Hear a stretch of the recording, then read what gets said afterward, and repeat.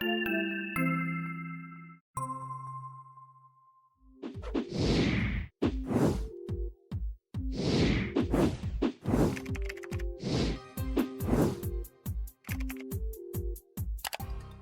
back, Richard. It's good to see you this morning. Morning. Yeah, it's good to be around, Yeah, it's Okay. better than the alternative. The alternative is not worth living for.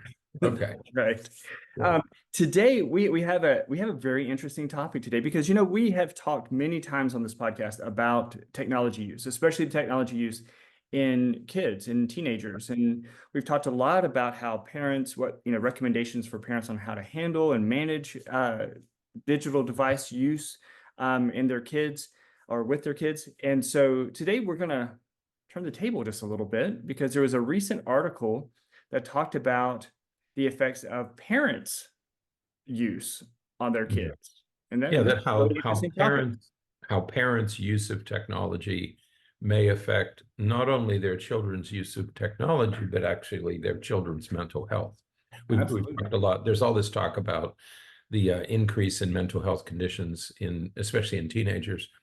And then this article addresses that relationship between parents' technology use and adolescent mental health. So Yeah. something that we don't talk much about. We talk about, as you say, we talk about how youngsters use technology and how they use the cell phones. We spend a lot less time talking about how parents' use of technology might be contributing to the problem.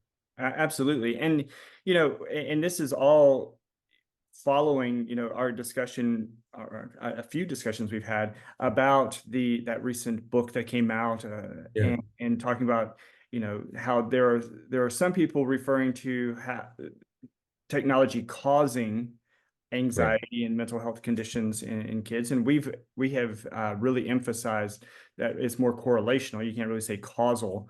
Mhm. And here is another example of where we have to talk about, correlational relationships that, as one thing seems to happen more often, something else seems to happen more often as well.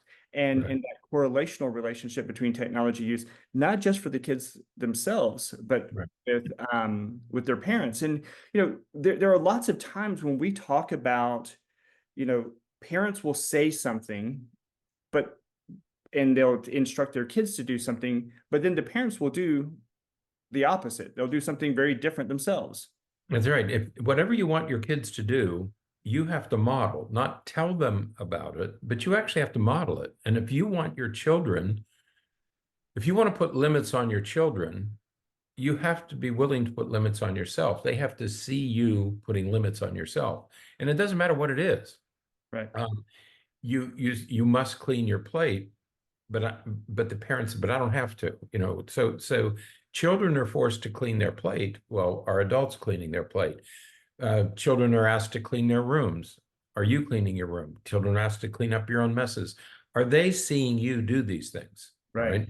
And it's the same with technology. There are things, to be fair, there are things that adults can do that children can't do. So Right. we all recognize that, driving, for example, or access to guns, drinking alcohol, gambling.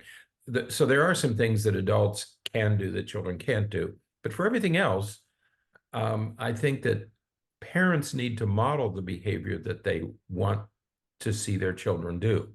Yeah. And That's I can already hear parents say, well, but I'm the adult. I should be able right. to do what I want to do. And Mhm. and it's not that you can't per se, but Mhm. it's the problem is that you're going to get into a battle when Right. you're trying to tell your kid to do one thing, but you're doing something different, and Mhm. that confusion is going to make it really difficult for your child to learn the what it is that you're trying to teach them. You can't say you're not allowed to be on your phone all the time while at the same time you're on the phone all the time, and because that just doesn't mesh with what you're trying to teach your kid. Yeah, I knew a guy one time, this was years ago. I mean, it had to be at least 20, maybe 30 years ago. He had three young boys, and they would do a lot of family trips, go different places. And he would drink beer. The dad would drink beer while he was driving. Hmm. He'd put a six-pack between it. He'd be drinking beer. And I kept thinking, at some point, these boys who are watching you do this Right. are going to be driving, and you're going to tell them you can't drink and drive when they've watched you drink and drive. Well, Richard, the best example is the issue that what has been a problem forever, I think, cigarette smoking. Parents will tell their kids not to smoke, but yet the parents The smoke. parents are smoking, right? And you can't, and invariably, um, kids will say, kids come into my office. I know they come into your office all the time and say, hypocrisy. They say I Right. can't do this, that it's not healthy for me, that it's not good for me, but yet they do it all day, every day. Yeah. And that doesn't make sense. If it's bad for me, why isn't it bad for them?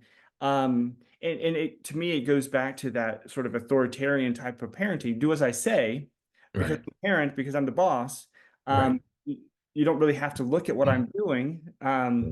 Just do as I say, and kids just don't work like that. Right. No, no, it doesn't. And um, I had a girl come in, a teenager, one time in tears, saying, talking about her parents were punishing her because of weed. I think she was smoking, started to smoke weed or something. And she said, "Well, my dad keeps his bowl in his sock drawer." Yeah. So she knew that her parents were smoking weed. And so how do you then prevent your kids from smoking weed if you're smoking weed? So it's a tough issue. And now we're going to apply those same principles to technology use. And the article, parents' technology use may shape adolescents' mental health. And this is a study that was done in Canada, on children between the ages of 9 and 11. So they studied this cohort of kids who were preteens, and they wanted to follow them into their teenage years. And so it was a large group, about 1,300 kids between the ages of 9, 10, and 11. And what they did is they surveyed the kids on their perceptions of their parents' use of technology. And they call it technoference. And this is a strange word, a new word that's appearing. They call it technoference. And then, so they measured the children's their perceptions of their parents' technology use. And then they asked about their symptoms of depression, anxiety, inattention, and hyperactivity. So essentially depression, anxiety, and ADHD. And the main finding, just the spoiler alert, is that parent screen time is associated with higher levels of inattention and hyperactivity. So it seemed to be correlated more highly with ADHD later in the child's development. Yeah, and I think that something I want to point out with this study, because I think that it was something that I used in both research studies that I did for my in graduate school. Um, and that is they're talking about the kids' perception of the parents' use. And I think that sometimes it's so much more valid, so much more meaningful to talk about someone's perception of things than it is to talk about their actual use. Yeah, Because right. you can look at a parent's cell phone use, and you could look at their time on their phone, and it may say they spent 3 hours on their phone for the day. Okay, Yeah. that's not a lot of time. That's all right. However, if all 3 hours are times when they're in front of their child, Right. because they're not using it at work, they're not using it when they're preparing dinner, they're not using it while they're eating dinner, but any other time that they have leisure time and they're in front of their child, they're on their phone. Well, Right. to the kids, in the kids' mind, the parent's always on the phone Right. because that's Right. all they see is the parent on the phone. And that is what's important is and I think that's why they call it technoference, because it's like taken from interference, and it's technology interfering with these relationships. And so Right. the kid's perception of how much the parent is using their phones or their digital devices, that's interfering with their relationship and their interactions. And I think that that's a really important way to look at this research. Right, because they did, I guess they did candid videos, or they calculated the kids' perceptions and found that 1 in 3 minutes parents were on their screen when they were with their children. Right. So over 30%, almost 35% of their time with their children was spent on a device. Now, what this means is you have here, to me, this is the problem. You have divided attention. Right. When you're on your phone, and I argue with people all the time about this, and argue with my children who are adults now, and I'll say to them, if you're on your phone, I'm not going to be talking to you because you're obviously talking, it's not an angry way. It's just, it's good manners. If you're on your phone, you're in a conversation with somebody else. I'm going to wait until you're finished with that before I talk to you because I need your full attention. Right. And if I'm talking to you and you go back to your phone, I'll stop while you're having that conversation. To me, it's a conversation. Right. We're of different generations. They tell me, no, I can do both. But we're just of different generations. But what it amounts to for me is it takes a parent's attention away from your child rearing responsibilities. And therein lies the problem, is that you are not attending fully to your child. And that's what's missing here, is that parenting is a full-time job. We always say that. When one of my kids is about ready to have a baby, and we keep telling him, this is all you're going to do for the next year. I said, you're not going to have time to do anything else but take care of this child. It is a full-time job. You're going to do it 24 hours a day. This is 24/7. You're going to be dealing with this baby 24 hours a day, 7 days a week. And especially during the first year, you're both going to be devoted full. You have to be full-time parents. There is no part-time. There is no remote control parenting. You have to be fully engaged all the time. And anything that takes you away from that is going to interfere. That's where this technoference comes in. Absolutely. Yes. And these are all complex relationships. And there are studies now that are showing that this exact thing. I think there's going to be more and more studies coming out looking at this relationship between parental technoference, or the parental technology use, and what happens to or how it has an effect on their youth and child mental health. And as this evidence mounts, it really gets down to, all right, how do we deal with this issue? How do we manage this situation where, parents are on their phones maybe more than they should be, or in the very least at times when they shouldn't be. I have spoken very many times that my perspective is that it's not so much how much time you spend on your phone, but it is what you're sacrificing, what you're being taken away from, that really matters. What struck me about this was how similar our conversation should be with parents as it is with kids. Yeah. We tell kids, get your homework done, and then you can have free time. Take care of your responsibilities, then you can have free time. We would say the same thing to parents. Right. Take care of your kids first, and then if you have time for video games, or you want to be on your phone, or you want to play some game on your Candy Crush or something, go ahead and do it. But take care of your responsibilities first. And your first responsibility is to attend to your children. Right. So, and we've talked many times before on the podcast about, parenting responsibilities at different ages. You were talking about your son and his wife having a baby soon, and how, this next year or so of their life is going to be consumed with getting acclimated to having this baby in the house. And Right. So those first few years of a child's life is consumed. The parent's life is consumed with ensuring their safety, meeting all of their needs, figuring out how the baby communicates those needs, and doing all of that.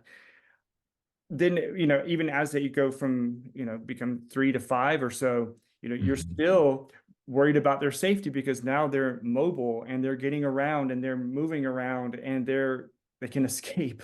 Right. And they may be starting preschool, but their world is starting to expand, and you still have to ensure that their safety. And so at all the different stages of development, we have to attend to our kids in different ways. That's right. One of my kids, my daughter just had a baby. It's a couple months old. And she's a little bit fussy because she had to have some surgery. And so she takes a little bit of extra handling, and she gets fussy pretty quickly, and you got to calm her down. But when I'm with that baby, my phone is somewhere else because you have to be, because we know she's still recovering from the surgery. You have to be very, very attentive to her. She was like 4 or 5 months old. She was 4 months old, and she's 5 months old now.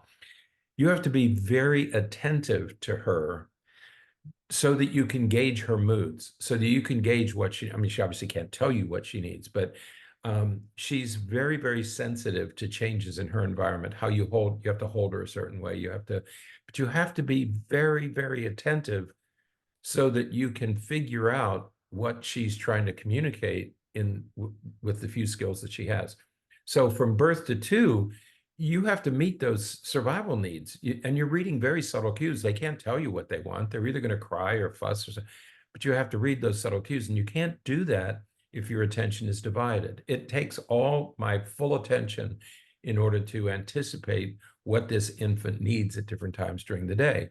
Then there's a whole safety issue, but that goes through the lifespan. I mean, it goes through, you talk about adolescent toddlers. You have to keep them safe. They'll run into traffic. They'll fall off a bike. They'll jump into a swimming pool when they can't swim. So you have to be attentive. And that goes through the teenage years. You have to be attentive. So when they talk to you, you're fully attending. You can't pretend like you're listening with teenagers, because they're just going to walk out of the room and they know that you're ignoring them. So at every stage of development, you have to be fully engaged with your children. And you can't do that when you're on your phone. Absolutely. So we really recommend and encourage parents to set the example, Right. and that is, limiting or being mindful of your own use. When, if you're sitting down and you're helping your kid do their homework, and I think that this is a big one that I see with parents a lot, they will sit down and try to help their kid with their homework. And so, Right. but while their kid is working on their homework, parents is flipping on their phone. Right. Well, you're telling your kid that they can't have their phone when they're doing homework. Right. Now, you're in essence doing homework with them, but you're on your phone. Right. So you're sending mixed messages about that. Right.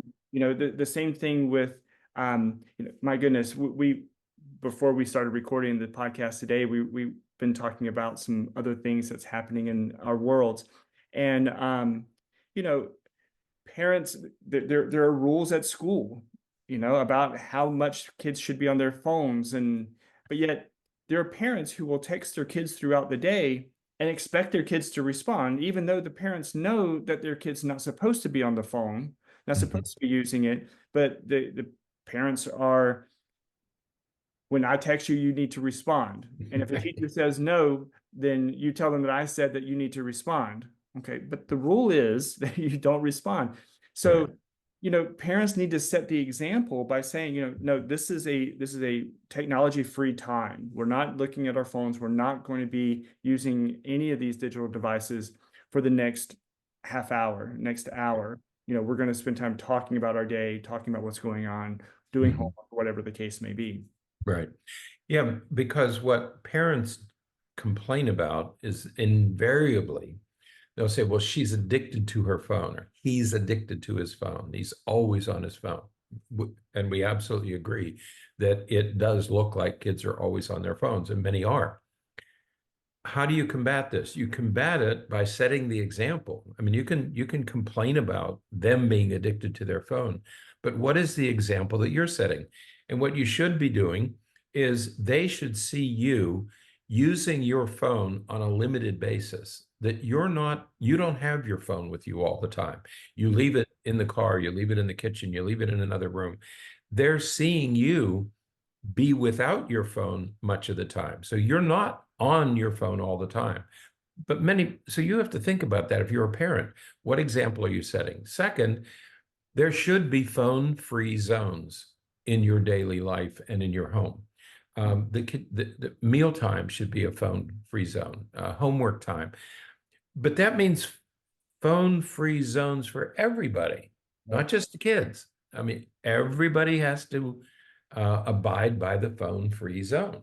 What it reminds me of is, parents who get really upset with their kids for going into the pantry and getting snacks or cookies or things like that. Mhm. And so the recommendation obviously is stop buying them. If your kid can't control themselves and you can't, lock Right. them away or whatever, stop buying them. And the parents will say, well, why should everybody else be punished? Because he can't control himself. It's sort of the same thing because we hear the same thing with phones. Parents will say, well, I can control how much I use my phone. Right. I can stop using my phone, or I can, I Mhm. can limit my use, or this and that. But at the same time, it's like, but you're trying to tell your kid that this is the strategy, this is a strategy to use to Right. manage your phone use. Right. But that doesn't apply to me because of whatever reason. And we have to, sometimes we have to make those sacrifices. No, most of us aren't going to like it. We don't Mhm. like having to put our phones away because we want the entertainment just as Right. much as kids do. But if we really want our kids to pick up on these behaviors, then we have to show them how to do it. That's right, because you might be absolutely right. You could be 100% accurate that you can control your phone use and that you use it on occasion and that you don't have it all. You may be absolutely correct. That's not the point. The point is, what do you want to demonstrate? What do you want your children to see you doing so that they model that behavior? Okay. It doesn't matter whether you can or not. That's not the issue is children must see you function without your phone. They have to see you obey the no phone zone. You have to lead by example. You have to model the behavior that you want. This using the phone on an intermittent basis, if they see you doing it, they're more likely to do it. If you're always on your phone, you can be almost 100% guaranteed your kids are going to be on their phone. If you're dealing with older kids and teenagers, this is kids in middle school and above, when they talk to you, they need to have your undivided attention.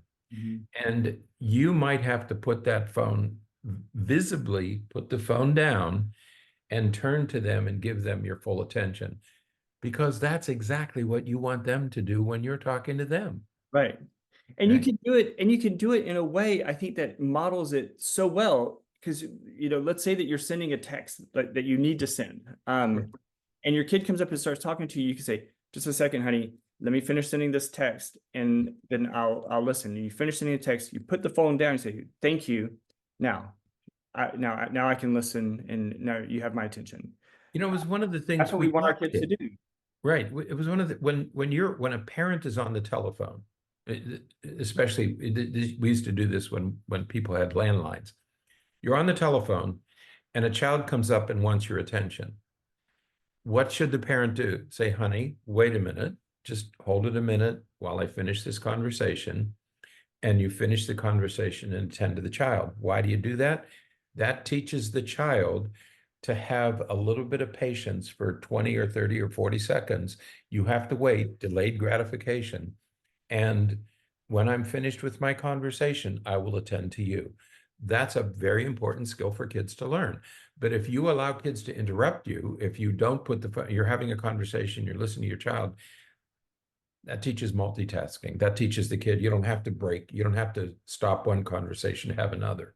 Right. Yeah. And then you respect the same thing from them. So if they're sending a text and you go in and talk to them, then you have now modeled for them where they can say, just a second, mom, let me finish sending this message real quick, and then I can And listen. then I'll give you my undivided attention. Okay. Right. But you have to teach, you have to model that and teach those kinds of skills to your kids. So your cell phone use, how you use it is what your kids are going to model what they see you doing.